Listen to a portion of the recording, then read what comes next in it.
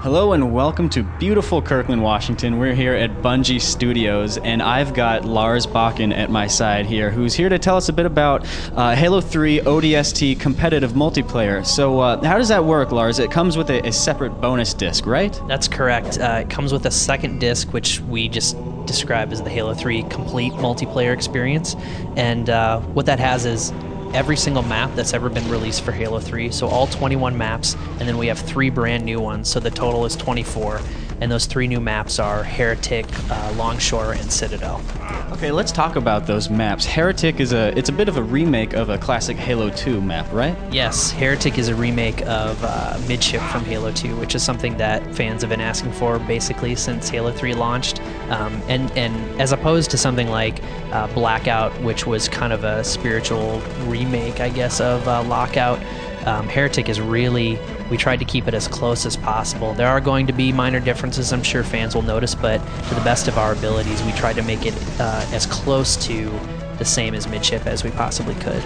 Do you expect for this to be a similar type of experience as Halo 2, or do all the new game modes for Halo 3 add like a whole new layer to it? They definitely add a new layer. I mean, I think the game has changed. I wouldn't say significantly, but there's been a lot of things that were added between Halo 2 and Halo 3, like equipment, for example. So Heretic has equipment where Midship never would have had something like that. So that does change things up. So, those kinds of changes actually make Heretic play differently than Midship ever did. So let's talk about some of those new maps now. Citadel, you were saying that the fans were clamoring for this arena-style, small, symmetrical map. Can you tell us what the fans are asking for and what you delivered with Citadel? Sure. I think really when we looked at our full roster of maps, we realized that there were something that the fans wanted, and something that we realized internally was that there weren't a lot of these really small maps. Something like Guardian, for example, which is still easily our probably most played map in Halo 3, and they wanted, the professional gamers, but everyone, the community was clamoring for something, a new kind of small symmetric map. And so, we're delivering Heretic, which is awesome, but then Citadel is a brand new experience, and we took inspiration from the Halo 3 campaign, and it's actually Forerunner architecture, and we made it into this rotationally symmetrical small map, which actually plays really cool. What sort of game modes benefit the most from this type of map?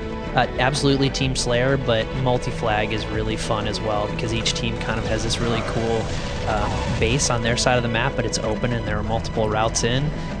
It just plays really well for that game type as well. I noticed while I was playing, there's no real fancy bells or whistles to it. It's a pretty straightforward map. How does that affect the gameplay?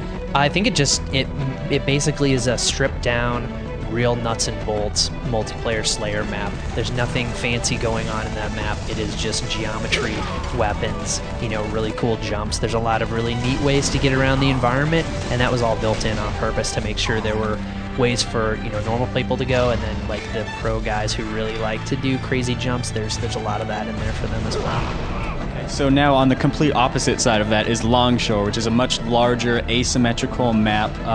Definitely favors the sort of like one flag CTF scenarios. Can you tell us about Longshore? Sure. Longshore is, once again, when we looked at our entire roster of maps, we realized one thing we were missing is something on the scale of, or rather, something in the same vein of High Ground or Last Resort, which was the remake of Zanzibar.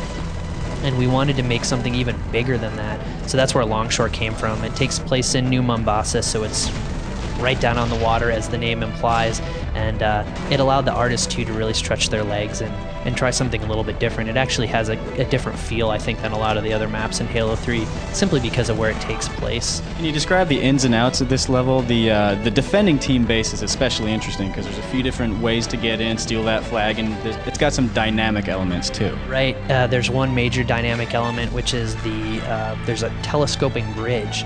So the map is divided into basically, I would say, 3 parts. There's the defender side, which is this tall building. There's the central wall, which has multiple ways to go through, and then there's the attacker building on the other side.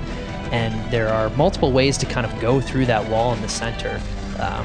But one of the really cool ways is if you hit that telescoping bridge, and the switch is actually controlled into the defender's building. Once you hit that, it gives you a direct route right to where the flag or the bomb point spawns, like if you were playing a one-sided assault.